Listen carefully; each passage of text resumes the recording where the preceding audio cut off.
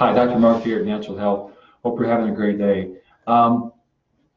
This is the last patient education workshop, our health shop for this month. This month we're looking at stress and kind of the stress of the holidays and just stress in general, how the body can handle that. And tonight we're going to talk about wired and tired, what that has to do with anything. So as a quick way of introduction, my name is Dr. Mark Hochlag here at Natural Health, Chiropractic Center in Quincy, Illinois. I've been doing this work about 38 years in March. So a lot of experience going on with this natural health world. And we raised 4 boys who played football, and they got to deal with a lot of sports injuries and things there, a lot of experience there. The reason I got into chiropractic was did a lot of farm work, a lot of heavy lifting things, and back was out a lot and being knocked down by animals and things like that. So I went to the chiropractor quite a bit. Had a lot of problem with allergies and asthma and stuff like that, and pneumonia when I was younger. So kind of had the allergies all the time. That's how I got into the nutritional side of things, trying to figure all that out. And did really well, and even got the best results since we've been trying nutrition response testing technique. And we're going to go through part of the reason why that has happened that way. So anyway, lots of years of work in that. Been a lot of changes over time, but basically the principles are the same with nutrition and chiropractic. I mean, chiropractic is basically principles in the innate intelligence of the body can heal itself, and the chiropractor just works on getting this energy from the brain into the nervous system, into the organs for the body to heal itself. And the nutritional part is just a matter giving the body what it needs materially to be able to do that. So, and then we also found with our later work, the energy work with Reiki and different things to help the emotions, some of the memories that we have that are negative, and we want to work on getting all of that under control so the body can be at optimum. We define health as being optimum vitality and optimum feeling the body, optimum energy, so that the body can actually do what it's supposed to. Other health fields, especially the main one, looks at health being lack of symptoms. And so, that's getting by. That's not really helping the body, helping you to be healthy and vital. And that's why we want to be healthy and vital. So we can enjoy our lives and our kids' lives and our grandkids' lives and great grandkids, and then live our life to the fullest as long as we're here. So we know we're mortal. We're not going to live forever, but we want to live well until that time. So I posted a little interesting article on Facebook today about centenarians, people that live to be 100 or more, and how to do it healthily. So people have this feeling that they're just supposed to, what they've kind of, again, myths and things we've talked about. We're going to talk about that more, about just getting older and older and just falling apart, taking more meds and all that kind of stuff. It just doesn't have to be that way.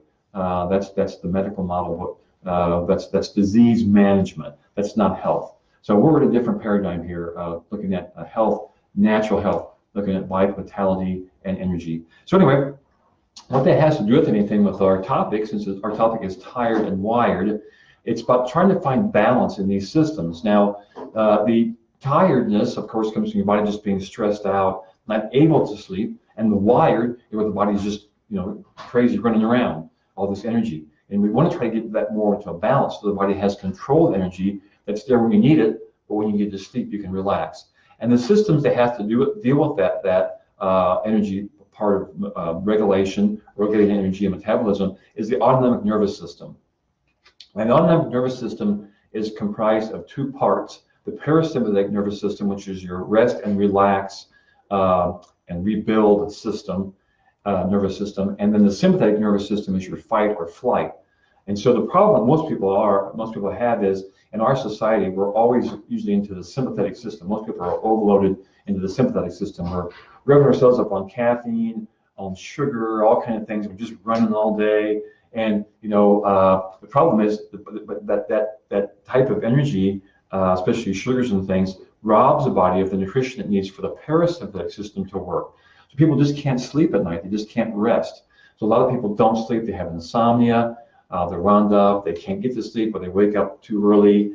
And there's other problems that go along with that, like, for instance, eating too late and digestion doesn't work. But a lot of times, or most of the time, it has to do with the sympathetic and parasympathetic nervous system. So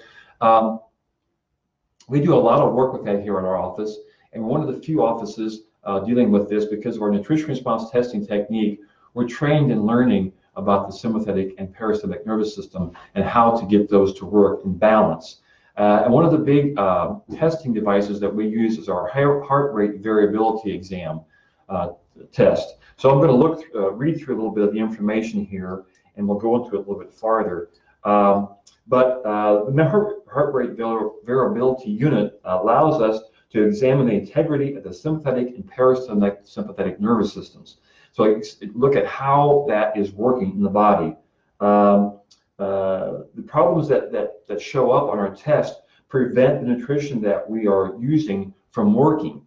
So that's a big problem in the nutritional field, is that a lot of people will get nutrition if they go to the store and buy stuff. They see it on the internet, or this is supposed to help that, and that's supposed to help this. And a lot of times it could, if it was from the right source, and B, the body is able to digest it and absorb it.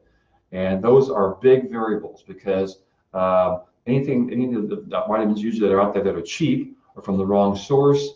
They're not able to be absorbed and digested correctly. They're not food. The body doesn't use them like food. And then digestion is usually always a mess because of the standard American diet, the SAD diet. So that's a lot of the things that we look at in our nutrition response testing technique. We're going to get into that more later. But a couple things more. The unit that we have was developed by Dr. Alexander Riftine.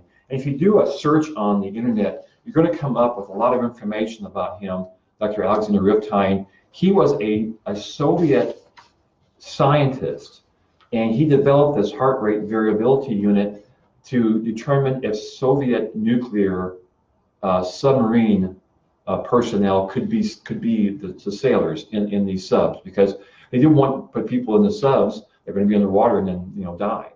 So they wanted to make sure they were in the best possible condition. And this unit gives them the ability to determine and predetermine if they are health issues or health problems. So it's a very accurate unit, and it's been upgraded and updated. But this if you again just put this on the internet or do a search, you'll find that this is 12 pages of physics. It's way more than you ever need to really use this thing, but it gives you the idea that there is a lot of science behind it. And so we use it on our patients, all of our nutrition response testing patients, and not only to back up analysis that we do with the arm strength testing that we'll talk about here in a while. We want to make sure that progress is continuing. So as a person starts to heal and detox and start to rebuild, we want to make sure that state that continues to go on and on. There are problems that come up that we call the barriers that don't allow the body to get better. And we want to make sure that they continue to progress as they go through their healing process.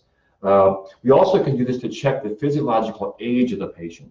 So I'll show you a little graph here in a little bit, but we know the chronological age. What is your physiological age? That's the key. That's the thing you want to know, because a lot of people are physiologically older than their chronologic age. So that's why people have all of these problems. Their bodies are just broken down because they're not able to repair themselves. Good stuff there. Let me go ahead and put these down, and I'll show you a couple of the graphs that come from our test procedures. So this is a graph that actually graphs the autonomic and parasympathetic nervous system and gives us an indication of where that person is at. So we can determine what we need to work on. So for instance, if a person has their parasympathetic system is not working very well, that means you're usually low on minerals. The body does not have the minerals to calm itself down. And so most people are deficient in minerals because they eat too much sugar. And sugar has no minerals in it because it's been refined. Sugar is not a food. There's sugar in foods, but refined sugar is taken out of the food context. So it becomes more of a drug.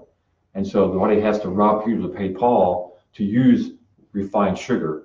So all this sugar and junk that we're having during these holidays, that's why people have the flu. That's why people are going to have colds, pneumonia.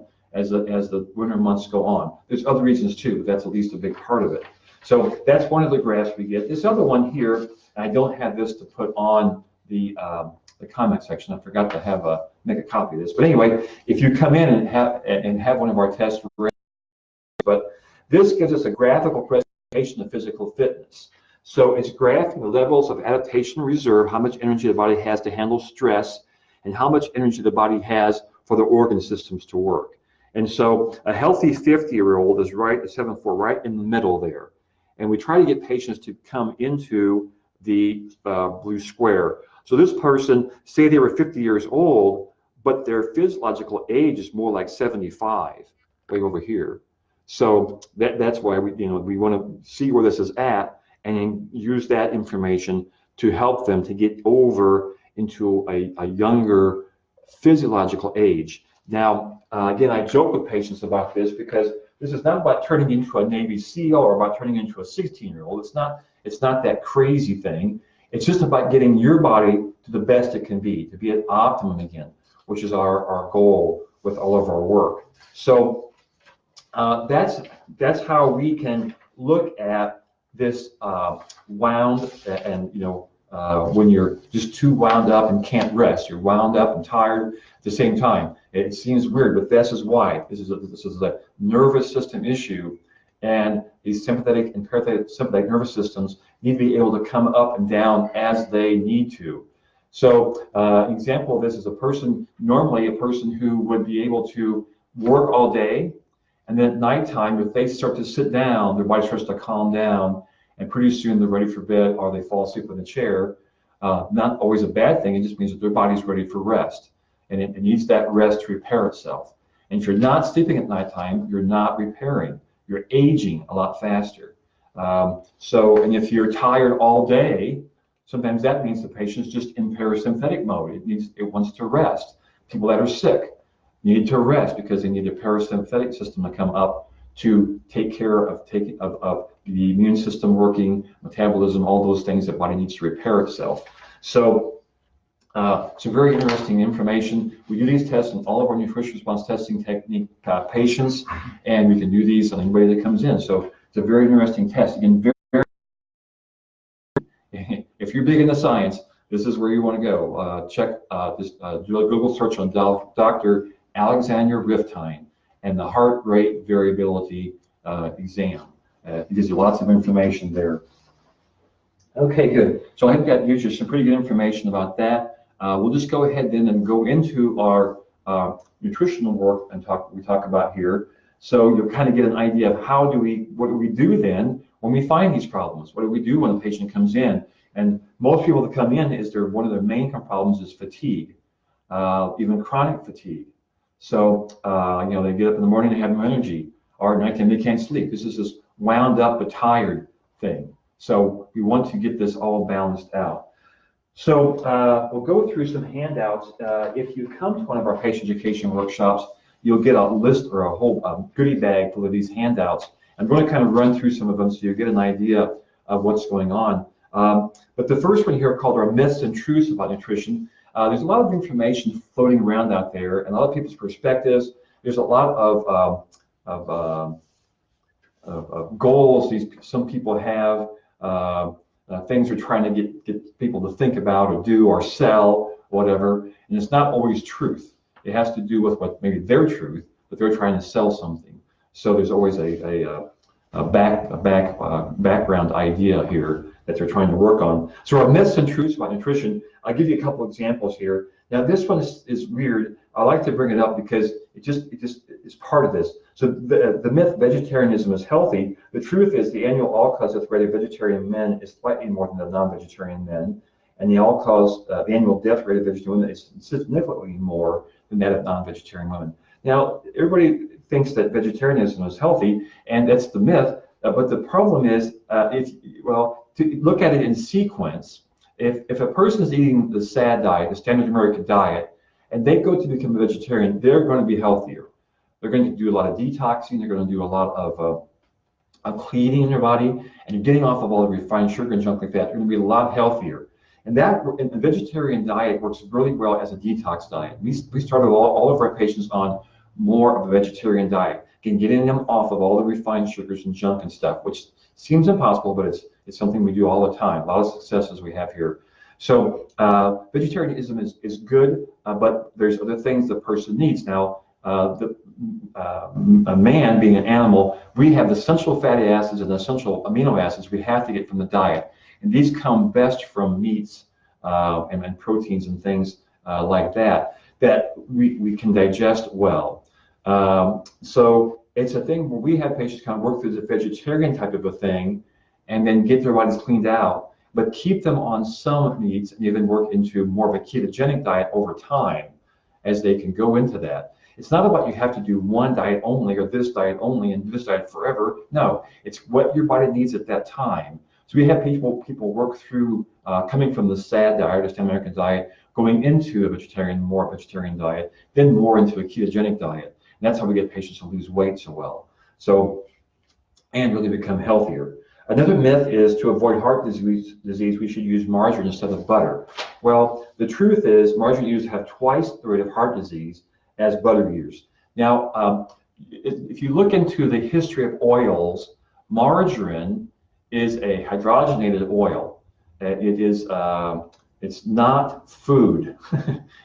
It's closer to a plastic than it is food. So butter has been around forever. We've eaten butter for millennium. And so butter is a food. Now this cholesterol story, there's a lot of bunk behind that too. And if you want to get into a lot of information on that, we have all kind of information here about why this cholesterol thing is not what it's cracked up to be. People can have cholesterol problems, but it's not due to the cholesterol, it's due to the sugar they've eaten. That's the cause. So we've been led to believe that cholesterol is the cause. It's not. It's sugar that's the cause. That causes the cholesterol to be there. So, and the plaquing. So there's ways of getting away from that and ways of reversing. We do it with people all the time. Another myth, beef causes colon cancer. We hear this one a lot. And these, again, are people who are looking at just the part of the beef, the cholesterol there. Well, our bodies are meant to digest it. We've, again, eaten beef and meats forever, and that's not the thing. The actual truth is that Argentina with higher beef consumption has lower rates of colon cancer than U.S. Mormons, who have lower rates of colon cancer than the vegetarian Seventh-day Adventists. So meat has never been the cause. It's the body's inability to digest them correctly. And if you put meat in a bun, so you have meat and fat and the carbs in the same meal, that causes trouble. You want to keep your proteins and fats away from starches and carbs in the same meal. We've always eaten meat and potatoes, it's been a staple. Well, maybe that was okay, years ago when we worked a lot, but most people now are just stressed out and more sedentary. And so they really need to keep their proteins and fats away from starches and carbs in the same meal. We have lots of information about that too here at the office if you're interested in that. Our health, what exactly is the problem? I like to read the first couple of paragraphs here. We have drifted in this deplorable position of national malnutrition quite inadvertently. It is a result of scientific research with the objective of finding the best ways to create foods that are non-perishable, that can be made by mass production methods in central factories and distributed so cheaply that they can sweep all the local competition from the market. Then, after it develops a suspicion that these quote-unquote foods are inadequate to support life, modern advertising steps into propagandize the people to believe that there's nothing wrong with them, that they are the products of scientific research intended to produce a food that is the last for nutritive value, and the confused public is totally unable to arrive at any conclusion of fact and continues to blindly buy the rubbish that is killing them off years ahead of time. This is written by Dr. Royal Lee back in the 20s, 30s, well, gosh, we're going on here 90, 100 years ago almost. But he's the inventor of standard process nutrition, the nutrition line that we carry, a whole food nutrition line. And his genius was figuring out where foods or which foods had the most nutrients in them. So a lot of our products we have here are weird, but they work very well because the body is able to absorb them correctly. So this was written long ago. This is before all of your burger chains, donut places, ice cream parlors, all this kind of stuff, written a long time ago. This is when they were starting to have problems with when they were actually introduced refined flour and refined sugar. People were able to get that easier, and they were having a lot of problems with cavities and things. Dr. Lee, as an engineer, went through dental school just to see how that worked. So pretty interesting history there. We'll go into our little microcosm here of the human body, our high-tech presentation boards. So we have the three corners of the triangle, and so we have organ dysfunction, nutritional deficiency, and disease. We're talking really about any degenerative type disease here. So almost any degenerative disease out there, you can think about it, any of these big disease numbers are degenerative type diseases. So like diabetes is a degenerative disease of the sugar handling systems of the body. Cancer, degenerative disease of the immune system. Of course, all your cardiovascular disease are degenerative disease of the cardiovascular system. So there's a handout we have too, the 146 reasons why sugar is ruining your health by Nancy Appleton, PhD. These are basically just a list of all the degenerative diseases. Pretty interesting list. We'll just list everything. And so when we look at this triangle, you know, the bigger one angle the triangle gets, the bigger the other ones do. So it just kind of gets bigger and bigger. It becomes a big negative spiral. I want to try to break this, and we do that by breaking the nutritional deficiency side of this triangle. So if we take off this word disease and put sugar up here, of course we're really talking about refined sugar, but that's in everything, and refined flour. It works the same. The more sugar you have, the more nutritional deficiency you have, the more organ dysfunction you have, and it becomes just, again, a worse and worse spiral. We want to try to break that by working on this, getting rid of sugar and working on the nutritional deficiency side. So we'll go to our second high-tech presentation board here. So I would be remiss if I didn't explain how to fix our problems, since we've kind of showed you what they are, where they come from. So the way we do that is with our nutrition response testing technique. And we talked a little bit about that earlier using our heart rate variability exam there. So just a few more handouts that we have in our handout bag. The sugars may be disguised. I think we're up to 71 different names now for all the different types of sugar that are put in processed foods. And many of the processed foods have 4, 5, 6 of these names on the packages. So there's quite a bit of sugar and different types of sugar in our foods. The three tastes, the body has a taste for sugar, salt, and fats.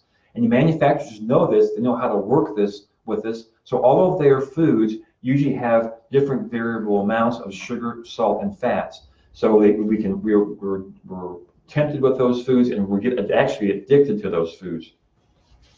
So any processed foods are better left alone. Anything in boxes or bags, those are all good to leave alone. There's also a great video on YouTube called "Is Sugar Toxic?" And if you put that into the search engine there, you'll get a 60 minutes article. It's already several years old, maybe 10 years old or so, but it's still a really good article. And it looks at from other disciplines rather than chiropractic and nutrition, from neuroscientists and doctors and everything else. But the information about sugar is very well known. It's not anything that's new. It's been known forever. It's just that nobody acts on it because it doesn't make anybody money. It actually makes more money to eat sugar, because then people are sick and they make a lot of money on that. So we want to try to break that. We think people are better off not having all their health issues and not having all the medical debt. So this is a really good article to look at. And Dr. Robert Lustig has his own YouTube channel, which goes into a lot more information, or a lot more depth of the information on sugar and how it becomes such a problem. So very good to look at. So in nutrition response testing technique, we're looking at figuring out what's going on with that body in real time nutritionally, so that we can help to repair that body, and again, work towards this optimum vitality, work towards getting the parasympathetic and sympathetic nervous systems to balance and to work correctly in the body. So we do that with nutrition response testing. We use an arm strength test to use our testing procedure here. Now, I've been around enough. I've done blood tests, urine analysis, hair analysis, salivary testing. Those are great to look at disease processes, but they do not handle nutritional needs very well. There may be some things it looks at, but most of those things are chemical. It's like, for instance, in a blood test, you can look for D3. And so if they do a blood test and you're deficient in D3, what do they want to give you? Synthetic vitamin D3 only. Well, how about the other D vitamins? Nobody even talks about those. And then it's an oil, so can you absorb that? Is your liver able to even absorb it or break down the oils and absorb it? So there's all kind of problems with that approach as far as optimum health. So it's important to realize that. So we're going to give a little demonstration of how we do our nutrition response testing technique with the arm strength test. When I have my one son, Dr. Chip, come up, he's the chiropractor in our office that's helping with that. Hello, hello. So we're going to bring the arm out, and we're going to just check to see if the arm is strong. It's nice and strong. Good. And so the idea there, relax the arm, is that what we're looking at here is we're basing this on the principle of hypothermia. So in hypothermia, for instance, you're going out, you're going to go ice skating, and you get your ice skates on, you go out, you go on the lake, and you fall in, get back out, well, you're going to freeze to death. So the body wants to keep the core alive. It will sacrifice the fingers and toes and appendages to keep the core alive. So the idea here when we use this is we bring the arm out and it's strong. If I irritate an organ that is weak, the body will pull the energy out of that arm to keep that alive or keep that held. So if I try to hold the arm, and if I find that the heart is weak, the arm will go unlocked. Now, it's just a real simple principle, but it works so well. And then we use nutrition. If we know there's a nutrition like this one called Cardio Plus for the heart, if I put the energy of that nutrition into the body's energy field and then test that area, the arm will stay strong. If it does, we know that this nutrition will help that problem. That's how we figure out what's going on there. So again, this is just a simple hypothermia reflex. And we just know how to use it. It's not voodoo or magic or anything. It's just using this reflex that we know how to use. And we can use this for all the organs of the body. So it works very, very well for that. Thank you very much. Great job. Good. Good. So that's my one son, Chip. I have my last two sons are twins. So Dr. Chip is the chiropractor in our group, and then Eddie, his twin, is working on our energy work here, Reiki and different energy things that we do to try to, again, work towards this optimum vitality. So after we do our nutrition response testing technique, we figure out all the things we need to know, and we design a clinical nutrition approach for that patient, very individual program for that patient. So by design, again, we're looking at just the problems that patient has and using that information to design that program for what they need. Not just a multiple here, try this and see how it works kind of a thing, but for exactly what they need and to make sure they can digest it and the things that we look at there. Clinical means that we don't care what it is as long as it works. A lot of the things we're doing here are whole food, almost all the things are whole food nutrition, but some people even bring in some of the other things that they're using, and most of them are not good, but some are. So as long as the body likes it and is able to help them to get better, we use that. And we really help most people spend less money on their nutrition because most of them are buying stuff that they just heard is good, but doesn't do them any good. That's why they come in here. They're taking grocery bags full of stuff, but it's not helping them. So we just figure out what they actually need, how to digest it, how to absorb it, and then we get that handled. And then we're using whole food nutrition. Now again, this is not vitamin pills. This is not vitamin D3 or calcium carbonate. This is whole food, what the body's meant to have in the proportions it's supposed to have, and with all the cofactors and co-minerals and coenzymes that are needed in that, so the body can utilize it correctly. That's where sugar becomes, when we're talking about processed sugar here, becomes an issue, because in fruits, for instance, there is sugar there. There's sugar in some vegetables too. But all the other minerals and things are in there so the body can utilize it correctly. In the case of refined sugars, that's all been stripped out, and all that's left is the sugar. So again, it acts as a drug, and it even gives you an endorphin rush and dopamine high and all kind of things. It's more addictive than alcohol and even cocaine. So sugar is really a tough thing, and it's just everywhere. So if you have people come in here and they go, well, I don't need any sugar. Well, how about bread? How about pasta? I mean, those are all processed sugars. They turn into sugar in the body. How about oatmeal in the morning? One of the things that really gets me is when people are diabetic and they've been told by their medical people that they should have oatmeal for breakfast. When you start the day with carbs, come on. So anyway, that gives us our design clinical nutrition approach for that patient. So if we go through a couple more handouts, we have what patients are saying. These are some testimonials from other patients that we've had. We've had many testimonials around here from patients that are doing so well, and they've gotten off of lots of stuff. We get a lot of people off of medications, and not that we don't want to take them off of them if they need them, but if they don't need them, they don't need to be taking them and spending the money on them. There's a little handout we have available that also on nutrition response testing, going into a little more depth of information there on that technique. We do use blood tests and other tests that are available to us from the medical profession. Like this one is so CT on the spleen. Now we had the patient start with a spleen with splenomegaly, which the spleen was enlarged, and then we did our nutritional work, and it got back to normal. So that was just mind blowing for the medics. They didn't understand how a spleen could get better, but we could think things better like that all the time. This is a test on the vitamin D levels, and they went up just doing our work. We didn't give them vitamin D. We do have a nutrition here called Cataplex D, which is a whole foods type of D, but we didn't give them any of that. We just got them to eat better and stop eating the sugars, and their vitamin levels went up. And then this was on the hemoglobin A1C, which is your kind of your diabetes check, and it went from a 8.0 down to a 6.6, headed to 5.7 or less. But we got that far already just by getting them on good nutrition and changing their diet, getting them off the sugar. So easy to do. If you come to one of our patient education workshops, we have a public education workshop screening form that we have patients fill out, and then we do a mini exam on them so they can get an idea of what we're finding in their body. And it's pretty easy to do, just doesn't take that long. And so we offer this to the people out in Instagram land, Facebook land, and even YouTube. If you come into our office and give us the code word cloverleaf, then we'll go ahead and give you one of these too, because you have apparently watched our patient education workshop, and we appreciate your time, spending your time to do that. So you can come in and get a quick little exam. We can find out if you are a nutrition patient or not. Because if you are a nutrition patient, there's really not much out there other than nutrition. But if you're not a nutrition patient, well, then we can't really help you. Now, believe it or not, there's hardly anybody that comes in here that's not a nutrition patient. But there are some people that they're just beyond our scope, beyond our ability to help. Their bodies have gotten that far deteriorated.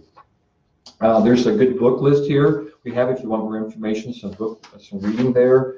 There's a lot of good websites. We have a couple pages of these actually. The westonprice.org website is really good. A lot of organic information here, organic growing, organic eating, a lot of good stuff there, and a bunch of other things. There's a lot of good information out there, just finding it and making sure it's not bought and paid for by somebody.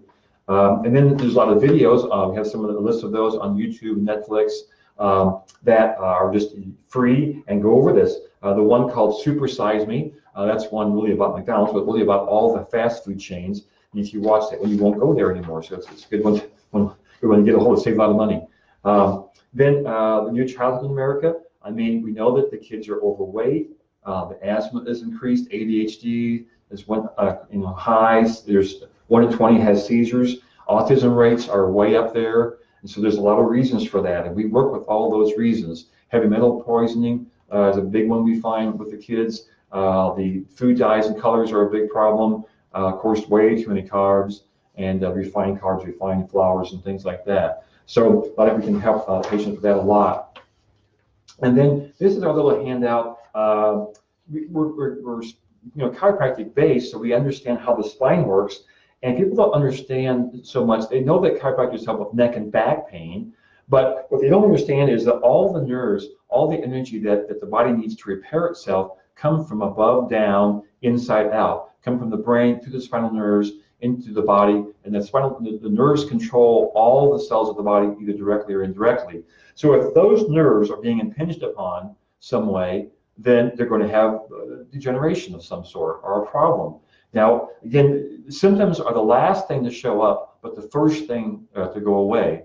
So when people get problems, and all of a sudden they got diabetes. Well, how did that happen all of a sudden? Well, it didn't happen all of a sudden. It's been going on for 20 years. So there's just a lot of things that have been going on. So if we can find that before it becomes actually diagnosed as an issue, so much the better. You're going to save yourself a lot of problems. So this is an interesting chart, though, and it has the areas that are affected and then what nutritional support there is available for that. So there's a lot of good information there. Then on our last page here, we are looking at overall health. Patients come into our office with usually a list of symptoms, and that's kind of like the red light on the dashboard, going blink, blink, something's wrong in here. But it doesn't always mean that the same person may have different causes. We're looking at underlying causes. Now, the medical profession looks at the symptoms. That's fine. That's what they're trained to do, is treat the symptom. That's okay, but they're not looking most of the time at underlying causes. So for instance, blood pressure, if you have high blood pressure, we'll put you on a pill to suppress the blood pressure. Why not look at what's the cause of it? Why does that person have high blood pressure in the first place? And that's what we do, look at causes. Another good example is cholesterol. Well, if you have high cholesterol for some reason, let's use a statin drug to force the liver not to make it. Well, why does the liver make it in the first place? What's the stress behind it? What's going on there? So we want to figure out the cause, what's underlying that. And that's what we look at to try to figure out overall health. And we find a lot of people's problems just kind of melt away if we get them healthy. Weight is one of those issues. Weight just melts away if you get the body healthy. So we have to work on the overall health. And then of course what we're doing here is safe and natural. It's just food. We're giving the body food. We have herbal things, we have whole foods, things that are just food, something that people have been eating for thousands and thousands of years. So we're just giving the body what it needs to actually repair itself. It's really simple, very safe. We use it on day-old kids and old people, and it's just a thing where we can use it on anybody. And we actually have the tablets and tablets. We have liquids. We have ways of helping about any type of person that way. A couple more handouts and we'll be done.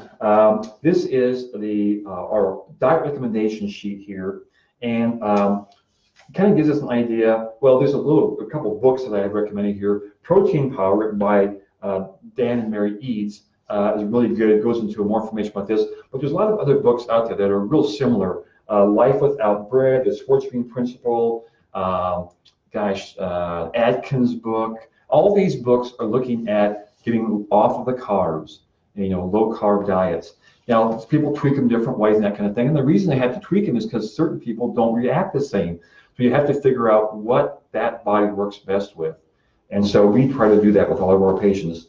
There are several main rules we try to get patients to follow. Again, staying away from refined flour and sugar, probably figured that out by now, which is easier said than done. I mean, people will go to start the first year now and have their resolution about getting off refined flour and sugar. That lasts for a couple of weeks based on willpower. Pretty soon there's a cookie there, and there's another cookie there. Well, there's just one. Pretty soon you're back to eating 6 or 7 a day, that kind of stuff. And it's something we have to train people into understanding why not to do that, and get their bodies not to be addicted to the sugar. Try not to eat when our food combining rules are keeping your proteins and fats away from starches and carbs. Digestion is a lot easier that way, and it helps to keep your insulin under control. When your body spikes insulin to digest these foods or actually move the energy of these foods around. And then our basic diet program that we use in the office is proteins in the morning, salads for lunch, and then a vegetable and meat for the evening meal, protein and vegetable. So pretty simple. We don't count carbs. We can do that if we need to, but we find we really don't need to. We don't count portions. If people are eating the right foods, they can usually have as much as they want. But most people have food allergies we have to handle first. So we talk about that when we do our initial exam. And in the last sentence here, I like to read through this because it gives us an idea of what's going on in our generations. Many of our eating habits have been trained into us for generations. For example, grandma was a good baker, mom was a great baker. So every Christmas we eat 10 pounds of fudge and somehow catch the flu in January and have a history of diabetes and heart disease in our family. So I like to just point this out because people are led down this trail of that they're genetically, they have these genes and that's just what it's going to be, and mom had this problem and grandma had this problem, so I'm probably going to have it, so nothing I can do about it. Well, the genes are just a blueprint. They don't control anything. It's the environment that controls what genes are expressed or what genes produce the proteins that are released in the body for them to work. The genes are not in control. So what we mean by the environment is like what do you eat, how much stress you have, what are you breathing, what water you're drinking. Those are the things that can. This is the study of epigenetics, scientific epigenetics, which is what gets the genes to express their proteins that they make. So we're really finding that genes have very little to do with what's going on. There's a preponderance. Certain families will have heart disease, certain families will have cancer, certain families will have diabetes, but it doesn't mean it's because one had, you have to. It doesn't work that way at all. And lots of good information. Dr. Bruce Lipton, you can get on his YouTube channel, Dr. Bruce Lipton, and a lot of good information there explaining how this is, why the gene theory is kind of just bogus. And so really interesting stuff. Not that they're all bad, it's just that there's a lot more to it than what we've been led to believe. This is kind of exemplified by if you have a set of blueprints you're going to build a house with. If you buy, really good materials, straight boards, good shingles, straight nails and all that kind of thing, build that house with the same blueprints, you're going to have a great house, going to last a long time, roof won't leak, that kind of stuff. But if you buy, boards that are cracked, split, and not holes, and your nails are bent and rusty, and the shingles got holes, using the same blueprint, well, you're going to have a house that's going to have a leaky roof, it's going to probably blow over, not last very long. So it's kind of the same idea. If you're using good materials, building this, you're using the same genes, you're going to have a good body, strong body, but bad materials will make the bad body and have disease processes. So, and it's a very simplified example, but it really works well. So I think that's about all I have for tonight. Hopefully you got some good information there about the fight or flight systems and the rest and recoup systems, the autonomic nervous system, the sympathetic and parasympathetic system.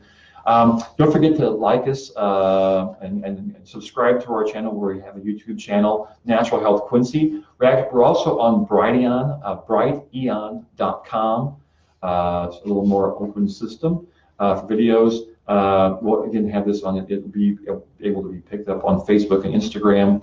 And just again, give us a like, give us a heart, love us, all those good things. We like all that stuff. If you have any comments or questions, you can always put those in the comments section. We'll get back to you on those. You can always call us here at the office, or come and get one of the little quick public education workshop screening form exams, kind of see what we're doing here. So we just want to help people. We're tired of hearing all the stories about people being sick all the time, catching the flu all the time, and then all of these people that are on all this medication, all this debt they have from medical treatment. And I'm not saying it's not all unnecessary, but a lot of it's not necessary, especially continued. Medication works great for a short time, but it should not be continued. So anyway, that's probably enough for tonight. Hope you have a great Christmas. I hope you all have a happy New Year's, and we'll hope to see you in the new year and keep everybody healthy. Thanks for watching. Have a great one. Thanks.